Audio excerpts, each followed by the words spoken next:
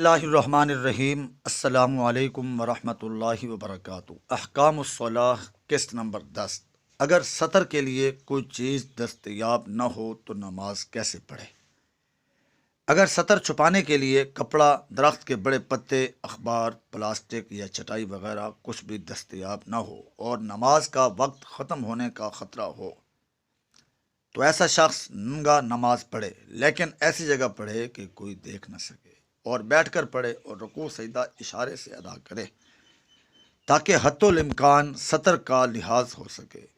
اور اگر کھڑے ہو کر نماز پڑھی تو ادا ہو جائے گی، البتہ بہتر نہیں ہے۔ پھر اگر کپڑوں وغیرہ کا استعمال نہ کر سکنا انسانوں کی طرف سے ہو، مثلا دشمن نے یا جیل کے ملازمین نے کپڑے اتار لیے ہوں، تو ان نمازوں کا اعادہ کرے گا، اور اگر رکاوٹ انسانی نہ ہو تو اعادہ ضروری نہیں۔ اگر پورے سطر کو چھپانے کے لیے کوئی چیز نہ ملے تو کیسے نماز پڑھے؟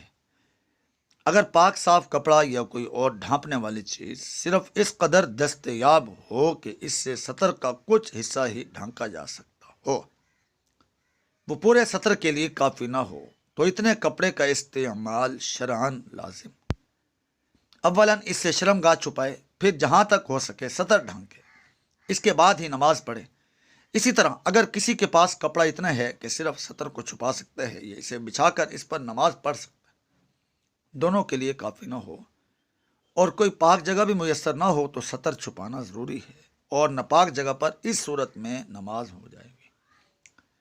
چست لباس پہن کر نماز پڑھنا، ایسا چست لباس پہننا جس سے اعضائے مستورہ کی حیت ظاہر ہو جائے، اگرچہ مکروہ اور بے حیائی کی دلیل، تاہم اگر کپڑا اتنا دبیز ہو کہ اندر کی کھال نظر نہ آئے تو اس میں نماز ہو جائے گی، لیکن کسی اجنبی شخص کے لیے ایسے چست لباس پہننے والی عورت کو کپڑوں کے اوپر سے بھی دیکھنا جائز نہیں۔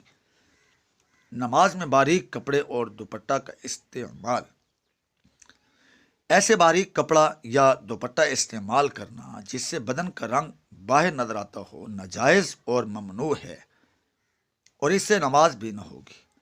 ساڑی پہن کر نماز پڑھنا، اگر ساڑی پہن کر مکمل ساتر بلازو کے ساتھ پہنی کہ ادائے مستورہ کا کوئی حصہ کھلا ہوا نہیں رہا تو ایسی ساڑی پہن کر نماز درست ہو جائے گی، اور اگر اعضائے مستورہ کا کوئی حصہ کھلا ہو تو نماز نہ ہوگی۔ البتہ جن علاقوں میں ساڑی غیر مسلموں کا خاص لباس شمار ہوتا ہے وہاں مسلمان عورتوں کے لیے ساڑی کا استعمال تشبہ کی وجہ سے ممنوع اور ناجائز۔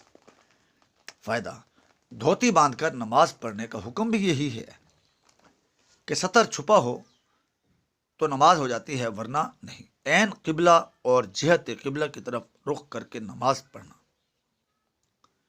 مسجد حرام کے اندر نماز پڑھنے والے یا اونچی عمارت یا پہاڑی پر نماز پڑھنے والے کے لیے جہاں سے بیت اللہ شریف نظر آتا ہو عین کعبہ کی طرف نماز پڑھنا ضروری ہے، اور حرم شریف سے باہر جو شخص نماز پڑھے اور عمارات و مکانات کی آڑ کی وجہ سے کعبہ مشرفہ کو نہ دیکھ سکتا ہو تو اس کے لیے کعبہ کی جہت کی طرف نماز پڑھنا کافی ہے، عین کعبہ کی طرف رخ کرنا لازم نہیں۔ جہت کعبہ تقریباً 45 ڈگری ہے۔